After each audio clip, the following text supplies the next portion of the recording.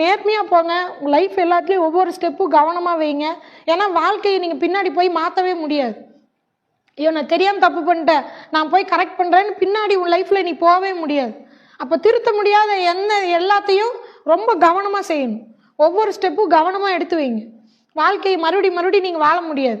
இல்லை நான் மறுபடியும் போகிறேன், ட்ரெஸ்ஸை மாற்றுற மாதிரி உங்கள் வாழ்க்கையை மாற்ற முடியாது. சரியா? உங்கள் பிஸ்னஸும் அப்படி தான், சும்மா மாற்ற முடியாது.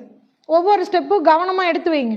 உங்கள் வாழ்க்கை கவனமாக வாழுங்க. இந்த தொழிலே நீங்கள் கற்றுக்க வந்தது உங்கள் ஃபேமிலிக்காக, உங்கள் வாழ்க்கைக்காக. அதை விட்டுறாதீங்க. ஒவ்வொன்றும் யோசித்து பிளான் பண்ணி பண்ணுங்க. சரியா? யாரையும் கெடுக்கணும்னு நினைக்காதீங்க, அது உங்களுக்கு தான் நடக்கும். சரியா? அடுத்தவன் நல்லா இருக்கும்னு நினைங்க, நீங்கள் தானாக வளருவீங்க. சரியா? அதை என்னைக்கும் பாசிட்டிவாகவே யோசிங்க, பாசிட்டிவாகவே மைண்டில் வைங்க. நீங்கள் பாசிட்டிவாக இருப்பீங்க, உங்கள் லைஃப்பில் பாசிட்டிவாக நடக்கும். சரி எனக்கு ஆர்டர் வராது, நான் எப்படி பண்ணுவேன், நான் பண்ண எதையுமே யோசிக்காதீங்க. நான் நல்லா பண்ணுவேன், ஐயோ அடுத்த மாதம் ஆர்டர் வந்தால் நான் என்ன பண்ணுறது, நான் ரெடியாக இருக்கணும்னு நீ நினச்சாலே நீ ப்ராக்டிஸ் பண்ணுவியா? எனக்கு ஆர்டரே வராது, என்னை நம்பி எவன் வர போகிறானா, நீ பண்ண மாட்டியா? புரியுதுங்களா? உங்கள் மைண்ட் செட்டு தான் உங்கள் வாழ்க்கையை வழி நடத்தும். உங்கள் மைண்ட் செட்டில் ஃபோக்கஸ்டாக இருங்க. சரியா? ஃபீல்டுக்குள்ளே போயிடலாமா? நான் எல்லாரும் கான்ஃபிடென்ட்டாக இருக்கீங்களா? ஆர்டர் வந்துடுமா? பண்ணிடுவீங்களா?